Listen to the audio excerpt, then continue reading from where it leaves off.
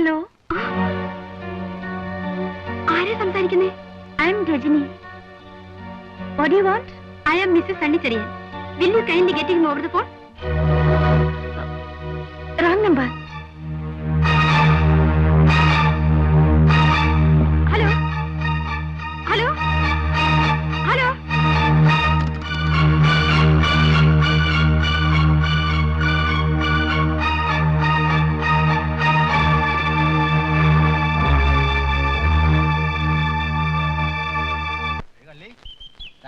നിന്റെ കവാൻ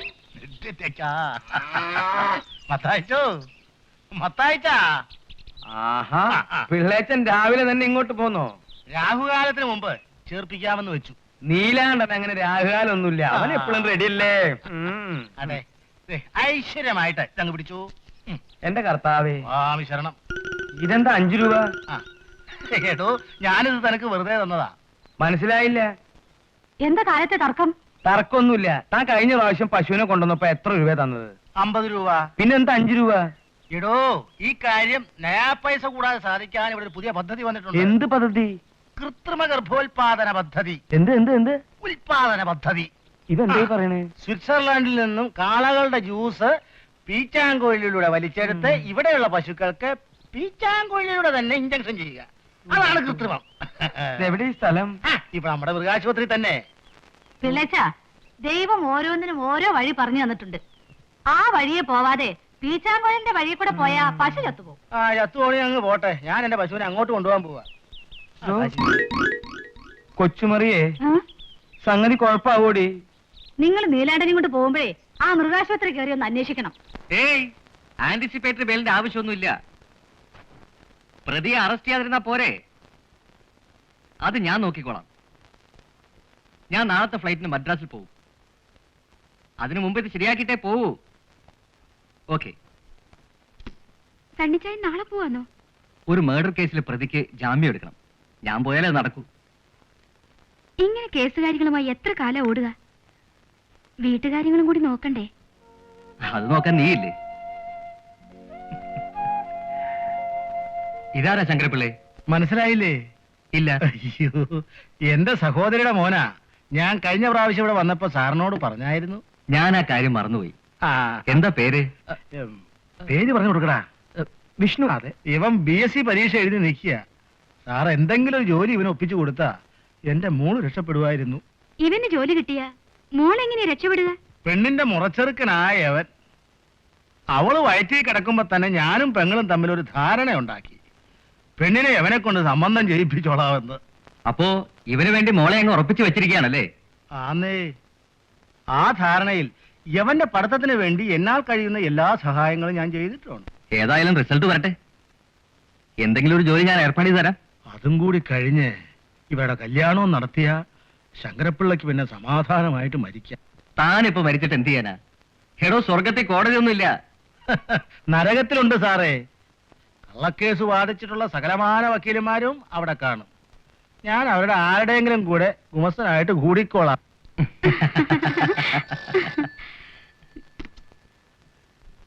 ഹലോ, അതെ, ഞാൻ തന്നെയാ.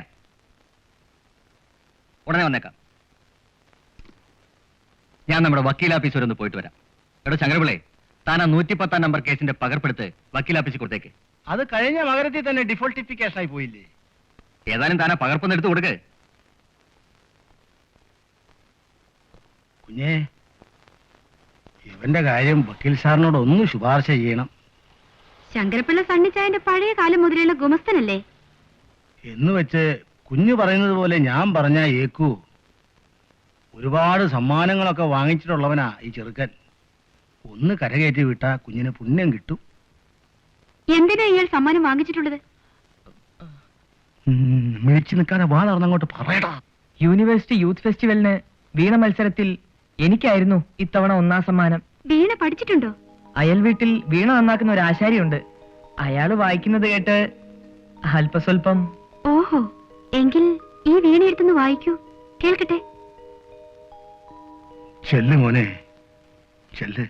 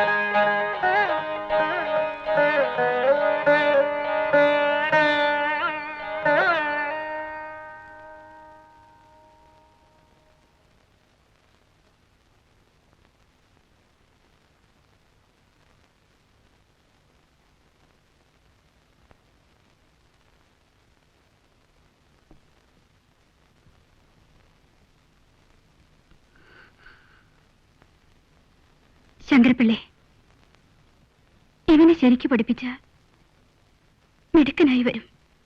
എനിക്ക് എന്ത് ചെയ്യാൻ കഴിയും കുഞ്ഞെ? കുഞ്ഞു മനസ്സ് വെച്ചാ 10-15 വർഷമായി ഞാൻ വീണ കൈകൊണ്ട് തൊട്ടിട്ട്. അത് പിന്നെ എനിക്ക് അറിഞ്ഞുകൂടെ?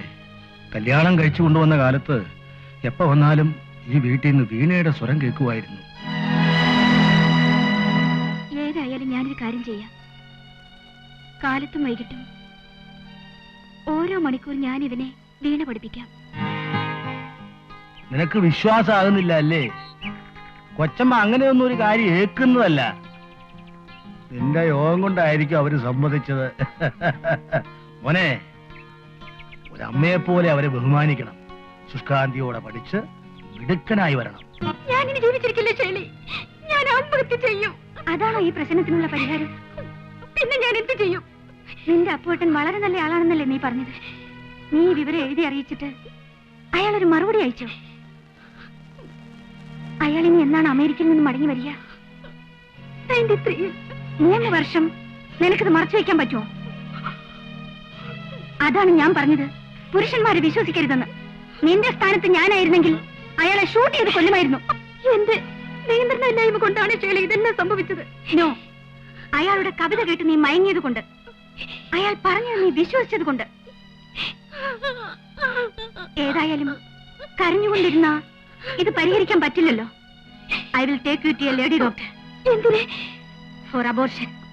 വാ വാ, കാരണന്മാരെ മനസ്സിൽ ധ്യാനിച്ചുകൊണ്ട് ഇറങ്ങിക്കും മോനെ. ഭഗവാനെ,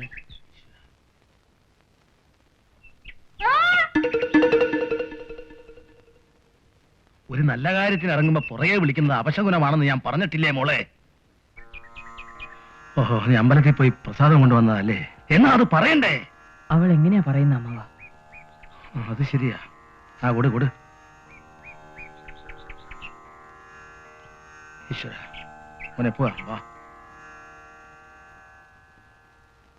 ദക്ഷിണ കൊടുക്കും മോനെ. ഇനി നമസ്കരിക്കേ.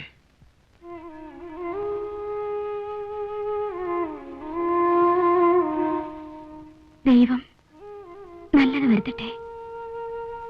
ഇരിക്കൂ. അപ്പോ ഞാനങ്ങോട്ട് പോയിക്കൊള്ളൂ. വരട്ടെ മോനെ.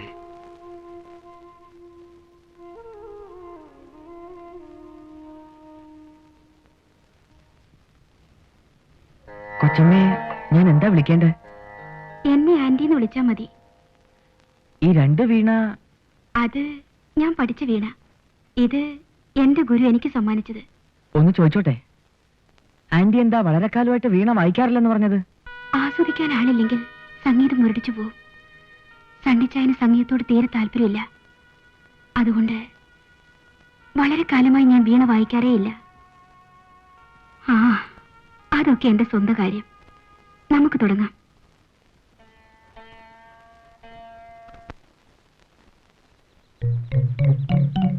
മൃഗാശുപത്രി, കൃത്രിമ ഗർഭോത്പാദന കേന്ദ്രം. എടോ കൃത്രിമമേ, നീ എനിക്കിട്ട് പാര വെക്കാനാണല്ലോ വന്നത്. എന്നാലും എന്റെ ശങ്കരപ്പിള്ളേ, എന്നോട് ഇത് വേണ്ടായിരുന്നു. ഞാൻ ഈ പശുവിനെ കൊണ്ട് തന്റെ വീട്ടിൽ വന്നതല്ലേ, തനിക്ക് പറ്റിയല്ലെന്ന് പറഞ്ഞാ പിന്നെ ഞാൻ എന്തോ ചെയ്യും? ഈ ചുറ്റുവട്ടത്ത് ഏറ്റവും അടുപ്പുള്ള താൻ കാല് മാറിയപ്പോ മറ്റുള്ളവരുടെ കാര്യം പറയണോ? എടോ, ഇത് ആദ്യത്തെ സ്റ്റെപ്പാ. അടുത്ത പടി വീട് വീടാന്തരം പീച്ചാങ്കോളിലും കൊണ്ടുപോയി നടത്തുവെന്നാ ഡോക്ടർ എലിക്കുളം പറഞ്ഞിരിക്കുന്നത്. എന്നെ കുളത്തിൽ ഇറക്കാനാണല്ലോ ഈ എലിക്കുളോട് വന്നിരിക്കുന്നത്. 6 മാസത്തിനകം ഈ നാട്ടിലുള്ള എല്ലാ പശുക്കളെയും അയാൾ കൃത്രിമിപ്പിക്കും. കൃത്രിമം, നിന്റെ ഒടുക്കത്തൊരു കൃത്രിമം. ഞാൻ ശരിയാക്കി തരാടാ. എടാ എലിക്കുളം, നിന്റെ നെഞ്ചത്ത് ഞാൻ കുളം തോന്നടാ. നിന്നെ ഞാൻ ശരിയാക്കി തരാടാ. ഞാൻ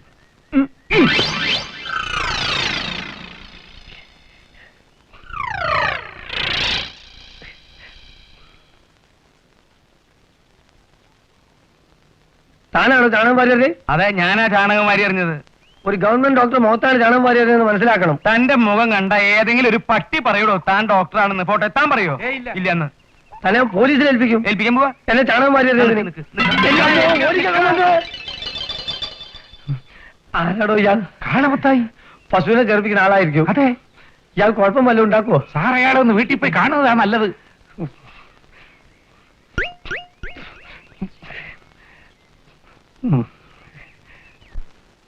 മോഡലിങ്ങിന് പോകരുതെന്ന് പറഞ്ഞാ പിന്നെ ഞങ്ങൾ എങ്ങനെ ജീവിക്കും സർ? നിങ്ങൾക്ക് ജീവിക്കാനുള്ള വക ഞാൻ തന്നാ പോരെ? മിസ്റ്റർ സണ്ണി, നിങ്ങൾ എത്ര കാലത്തേക്ക് തരും? മരണം വരെ. അത് കഴിഞ്ഞ് ഞങ്ങളുടെ ഗതി എന്തായിരിക്കും? തെരുവില്, അല്ലാതെ എന്തോട്ടാ? മിസ്റ്റർ സണ്ണി, മോഡലിങ്ങിന് പോയാലേ ഞങ്ങക്ക് ജീവിക്കാൻ നോക്കൂ. ആദ്യമായി വേണ്ടത് സ്വന്തമായിട്ടൊരു കൊച്ചു വീടാ. ഈ വലിയ വീടായ കുഴപ്പമുണ്ടോ? ഈ വീടോ? ഞങ്ങക്കോ? സാർ എന്തായി പറയുന്നത്? മനസ്സിലായില്ലേ രജനി? നിയമപരമായി എനിക്ക് നിന്റെ വിവാഹം കഴിക്കാൻ പറ്റില്ല. But I promise that I will keep you as my wife till my death. അതിന്റെ ആദ്യപടിയായി ഈ വീട് ഞാൻ നിന്റെ പേർക്ക് എഴുതി തരുന്നു. സാർ ഒന്നുകൂടി ആലോചിച്ചിട്ട് വീട് എഴുതി കൊടുത്താൽ പോരെ? No, it's my final decision. Sir വിചാരിക്കുന്ന പോലെ എന്നും അവർ സാറിന്റെ കൂടെ നിൽക്കൂ. തീർച്ചയായും. Now she is more than a wife for me. ഞാനൊന്ന് നാട്ടിൽ പോവാണ്. തിങ്കളാഴ്ച മടങ്ങി വരുമ്പോൾ വീട് രജിസ്റ്റർ ചെയ്യത്തക്ക വിധം ഡോക്യുമെന്റ്സ് തയ്യാറാക്കി വെച്ചേക്കണം.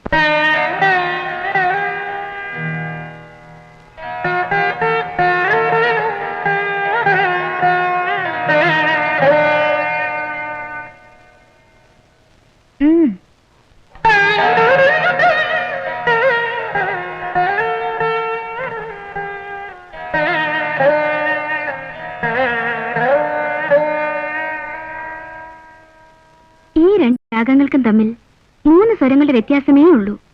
മനസ്സിലായോ? മനസ്സിലായി. ശരി, ഇന്നിനി നമുക്ക് നിർത്താം. ശരി.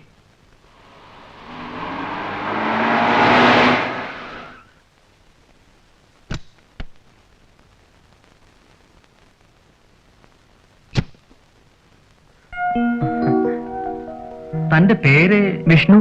ഓ, എങ്ങനെയുണ്ട് തന്റെ വീണപടുത്തമൊക്കെ? ആന്റി വളരെ ബുദ്ധിമുട്ടി പഠിപ്പിക്കുന്നുണ്ട്. Good, very good. എന്റെ ഇന്നത്തെ ക്ലാസ് കഴിഞ്ഞു. അപ്പോ ഞാനങ്ങോട്ട് ഇറങ്ങിക്കോട്ടെ? ഓ, ആയിക്കോട്ടെ.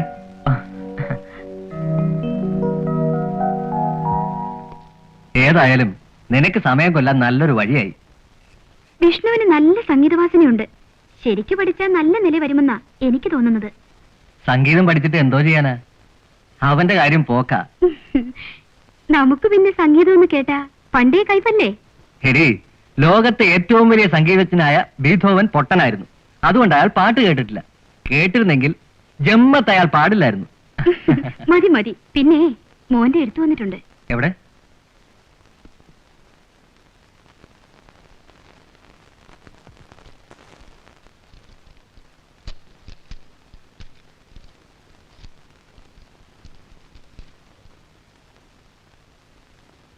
എന്താ വിശേഷം? ആദിവാസികൾക്ക് കുടിൽ കെട്ടി കൊടുക്കാൻ 5000 രൂപ സംഭാവന അയച്ചു കൊടുക്കണമെന്ന്. ഒരു നല്ല കാര്യത്തിനല്ലേ? അതിന് പണം വേണ്ടേ? പണം ഉണ്ടാക്കാൻ വേണ്ടി ഞാൻ നെട്ടോട്ട് ഓടുന്നതിനെ പറ്റി ഈ കത്തനാർക്ക് വല്ലതും അറിയാമോ?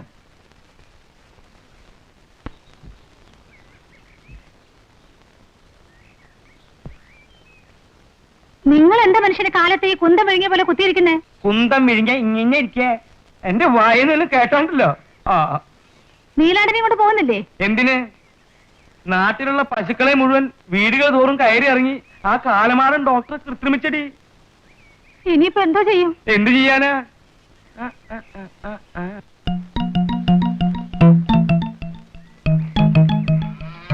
Good morning mister മത്തായിച്ചൻ. എന്നെ മനസ്സിലായില്ലേ? ഡോക്ടർ എലിക്കുളം. ഞാൻ മത്തായിച്ചനോട് ചില കാര്യങ്ങൾ പറയാൻ വേണ്ടി വന്നതാണ്. നിങ്ങളെ പിണക്കിയിട്ട് എനിക്കിവിടെ ജീവിക്കാൻ ഒക്കുവോ? അതുകൊണ്ട് നമ്മൾ തമ്മിൽ ജ്യേഷ്ഠാനുജന്മാരെ പോലെ കഴിയുന്നതല്ലേ നല്ലത്. അയ്യോ, ഒരാൾ ആദ്യമായിട്ട് വന്നിട്ട് നീ നോക്കി നിക്ക. ശരി, ചായ എടുത്തിട്ട് വാ. അയ്യോ വേണം, ഒന്നും വേണം. ഞാൻ ഇപ്പൊ ചായ കുടിച്ച് വന്നേ ഉള്ളൂ. വന്നേ. എന്താ ഡോക്ടറെ? വാ, നമ്മളൊക്കെ ഇനി ജ്യേഷ്ഠാനുജന്മാരെ പോലെ ജീവിക്കുന്ന ആൾക്കാരല്ലേ. ഇരിക്കി. ഡേ, ആ ചുവന്ന പാട്ടയില് ബിസ്ക്കറ്റ് ഉണ്ട് കേട്ടാ. ഒന്നും എടുക്കണ്ട. അതിന്റെ അപ്പുറത്ത് തന്നെ മറ്റേ പാട്ടയില് അച്ചപ്പണ്ട് എല്ലാം എടുത്തിട്ട് വാ. അതൊന്നും പറഞ്ഞാ പറ്റില്ല. കാപ്പി അയ്യോ, കുടിച്ചിട്ട് വേണ്ട, പോവാം. വേണ്ട ചേച്ചി, ബിസ്ക്കറ്റ് ഒന്നും വേണ്ട. എനിക്ക് ദേ വയറ് വരുന്നു. വേദനിക്കുക. ദേ, ഒരു മിനിറ്റ് അല്ലേ വേണ്ടു. നല്ല മനുഷ്യനാണല്ലോ ഇയാള്. അയ്യോ, പാവപ്പെട്ട തങ്കം പോലത്തെ മനുഷ്യനാണല്ലോ ഞാൻ ഇതുവരെ സംശയിച്ചേ. പാവം. സഹവാസം കാളയുടെ കൂടെ ആണെങ്കിലും മനസ്സ് മനുഷ്യന്റെ തന്നെ. പാവം, പഠിപ്പില്ലാഞ്ഞിട്ടായിരിക്കും. എന്തിനാ ഈ വെട്ടുകത്തി? ഇല മുറിച്ച് ഈ പലഹാരൊക്കെ ഒന്ന് വെച്ചു കൊടുക്കാനുണ്ട് മോളെ. അതിനെന്തിനാ വെട്ടുകത്തി? വെട്ടുകത്തി അവനെ കൊല്ലാൻ. അയ്യോ, നിങ്ങളൊന്ന് വെറുതെ ഇരിക്കുന്നുണ്ടോ? ഇവന്റെ കഴുത്ത് കെട്ടി ഞാൻ ഈ പറമ്പിൽ കുഴിച്ചിട്ടില്ലെങ്കിൽ എന്റെ അമ്മോ. നിക്കടാ, ഇരിക്കടാ. ചതിക്കല്ലേ? ഞാൻ കൊല്ലടാ. ചതിക്കല്ലേ? നിന്റെ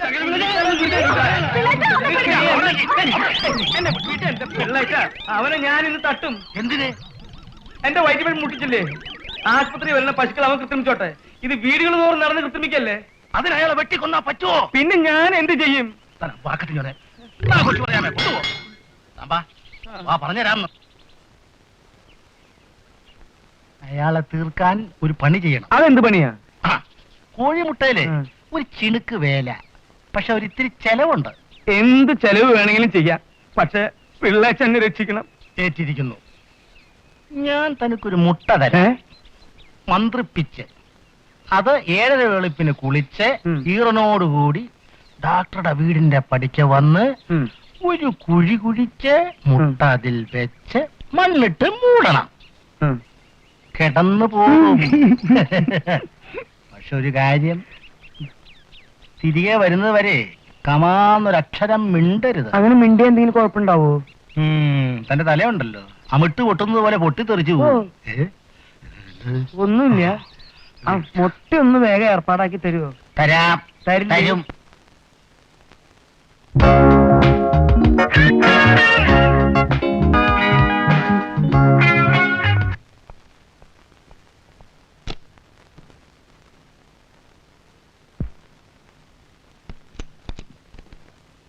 നല്ല ആളാ. വേഴാമ്പലിനെ പോലെ ഞാൻ കാത്തിരിക്കാൻ തുടങ്ങിയിട്ട് എത്ര ദിവസങ്ങളായിന്നറിയോ? സണ്ണിച്ചയ പ്ലീസ്, സണ്ണിച്ചയ. ഞാനൊന്ന് ഉറങ്ങിയിട്ട് എത്ര ദിവസമായെന്നറിയാമോ നിനക്ക്? സണ്ണിച്ചയ, പണം മാത്രം ഉണ്ടാക്കിയാൽ മതിയോ? ഭാര്യ എന്നൊരുത്തി ഇവിടെ കാത്തിരിക്കുന്ന കാര്യം കൂടി ഓർക്കണ്ടേ? സണ്ണിച്ചയ പ്ലീസ്. ഇതൊരു ശല്യമായല്ലോ. ഇവിടെ കിടന്ന് ഉറങ്ങാൻ സമ്മതിക്കില്ലെങ്കിൽ ഞാൻ അപ്പുറത്ത് പോയി കിടന്നോളാം.